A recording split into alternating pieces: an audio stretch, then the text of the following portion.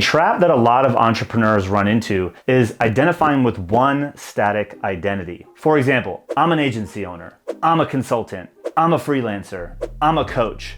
You get the point. But the reality is, in today's business landscape, with what technology has allowed us to do, and just the reality that, at least in the marketing and agency world, these lines are continuing to blur. That's really why we created Alt Agency. You can have a really nice service suite offering, product suite offering that complements your skill set, your knowledge, and also really serve your ideal avatar. Now, this doesn't mean you need to have all of the things. We still want to have focus, but no longer should you be focusing on being only one thing. And so what I want to do in this video is break down the evolution, as I see it, that most entrepreneurs and specifically service providers go through, because here's the reality. If you want to become something bigger than you are right now, not only do you need to identify where you are right now, what that identity is, but also be able to point to the new identity, the new thing that you are going to become. We've all heard the be, do, have. Well, if you're doing 6 figures a year right now and you want to be doing 7 or 8, you start asking yourself, well, what does the 7-figure owner do? What does the 8-figure owner do? We've heard these things before, so it's not uncommon. But what I've realized is that there's a few specific identity shifts that need to happen inside of you, really, for you to become the next version of agency owner that I believe is going to set you apart from your competition and also give you the lifestyle and business that you want. So there are really 4 different identities that we as agency owners and service providers adopt and or really assume inside of our own business and growth journey. Now, the first identity is that of the freelancer. First identity. So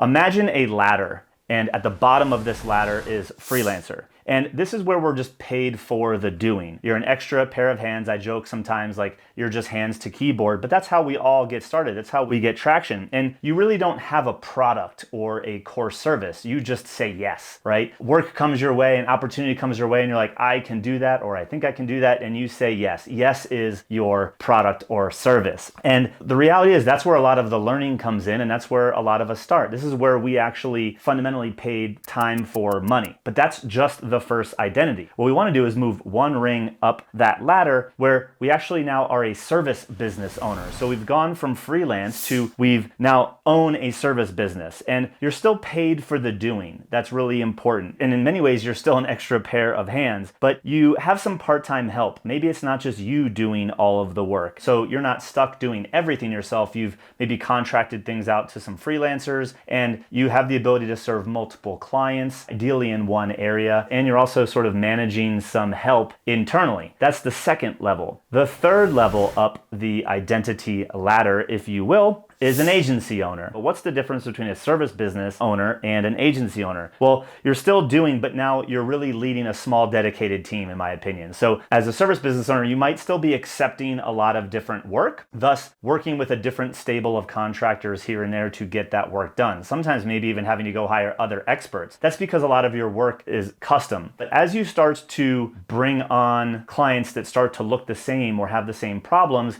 you get to build a small and lean and mean team that you're probably working with these people on a recurring basis. These might be contractors, they might be even part-time employees, but to actually get your clients results, you're still expending not only your time, but your team's time, right? It's still time for money. You might have, core services at this point, hopefully, where you're delivering on the same type of work, but you're either getting paid for your time or a project or deliverables. And in some cases, many agencies nowadays are doing value-based pricing. And that value-based pricing is almost a trigger or a tipping point to how the top tier of our identity ladder looks, and that is the alt agency owner. Think of the alt agency owner as the entrepreneurial investor, the agency entrepreneur. And so this is that person that doesn't necessarily exchange hours for money because they've found a way to now divorce their time from their money, and they're building assets that could be a core service that is still, a done for you service, but you have other people fully running and managing that core service. You might have training. in how you do your work, you might have developed a proprietary process that could be packaged and sold, not only as the, hey, we'll take you through our proprietary process as a service, but we will train you on our proprietary process so that your team can do it in-house. This is how a lot of our clients have extended the lifetime value of their clients, and they have their team running the delivery of that. So as the owner of the alt agency, you have a core service that can be delivered without you. You have training or coaching or consulting that has been productized and packaged. That's another asset. Maybe you even go down the line and develop a suite of products. The most common in this area is a book, right? A book captures your expertise, your process. This is why you see a lot of agencies and service providers that over time evolve into the game of expertise, the business of expertise. If you've served your clients long enough, you probably should also be getting paid for your knowledge, your know-how, not just you doing the work, not just your hands to keyboard. So we got to move up these 4 identities. Now, some of you might have been like, oh, I didn't even know that was a possibility. And that's great. We're introducing you to that right here and right now. And why that's important is in order for you to evolve, right? To grasp on to the next identity up the ladder, wherever you're at on the ladder currently, we need to let go of the old identity. So if you want to become an alt agency and you're still a freelancer, well, we need to let go of the freelancer identity and grab hold of first the service business owner identity, become that, shed that identity, grab onto the agency owner identity, and so on and so forth. And it's really difficult for us as human beings to become something new if we don't know what that thing is. And this is kind of that invisible ceiling that I see a lot of service providers struggle with, is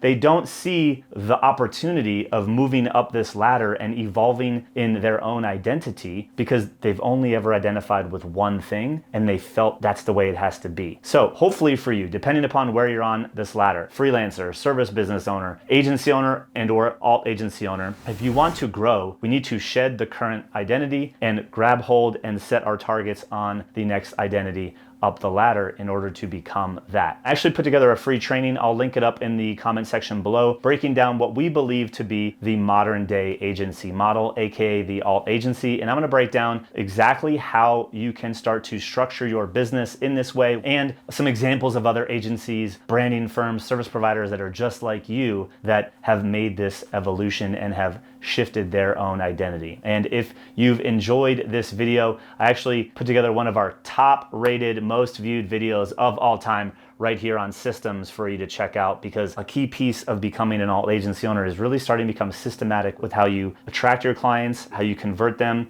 and how you deliver results to them. So check that out. We'll see you in the next one.